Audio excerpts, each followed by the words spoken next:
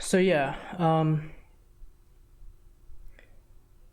I don't know. My best advice for that is to really let your life go where it belongs, where you think your life belongs. Again, this all comes down to, like we've been talking about, introspection. Really thinking about where you believe your life should go, right? If we think about where our lives should go, if we think about where we want to be in, it really doesn't matter, in a month, in a year, in 20 years, it actually doesn't matter the length of time. What matters is just having something that you're working towards, because like we mentioned before, the future you that you think you want to become, the ideal you who you think you want to become, is actually the you today. So in a way, when you project yourself into the future, when you think about that, you're actually just becoming more authentic. You're just tapping into your subconscious authentic self and who you feel like you are already. But maybe that cognitive dissonance is creating this stress because you want to be this person. You feel like you're this person, but you're not doing the things that you want to be doing. So when you start to think about the things that you want to be doing and that person, you start to realign everything and actually start to slowly adopt that personality by continuously living in a future, not living in a future, that came out wrong, but having the vision that drives you towards the future within the present moment.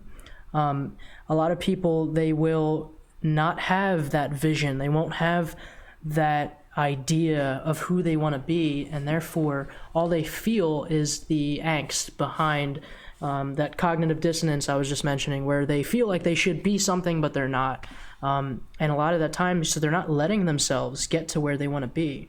They're actually not letting their life go where it should belong.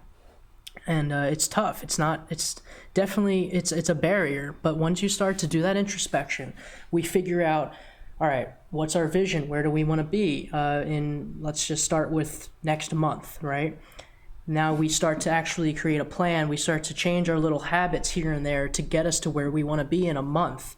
And then we continuously repeat and rinse and repeat. You build those habits, you build those patterns, you start to make slow momentum, right? You start to get into this habit of actually doing things that align with your future month self, not future year self. That's going to provide too much anxiety for a lot of people.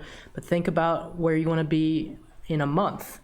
And then you start to slowly practice. Practice makes perfect. You need to practice living with this vision that pulls you. And again, it's not necessarily pulling you away. It's actually pulling you inwards. It's bringing you to who you actually are already, but who you're not really being. So yeah, I would say really allow yourself, give yourself permission to let your life go where it belongs. Don't let your life go where somebody else wants it to go. Don't give your life up like that. Don't make decisions that are your parents' decisions. Don't make the decisions that are society's decisions, or because you're being manipulated from fear that was transitioned to you. Allow yourself, give yourself permission to allow your life to actually start to gravitate towards where you want it to be. A lot of the times we need that permission for ourselves. We need to give ourselves the permission to actually try. That doesn't mean that it's going to just miraculously work, but it's a much better lifestyle to try and live the life where you think it should belong than to not try and to just live a life, or to live your parents' life, or to live somebody else's life. That's torture, and you will regret it when you're older. You will.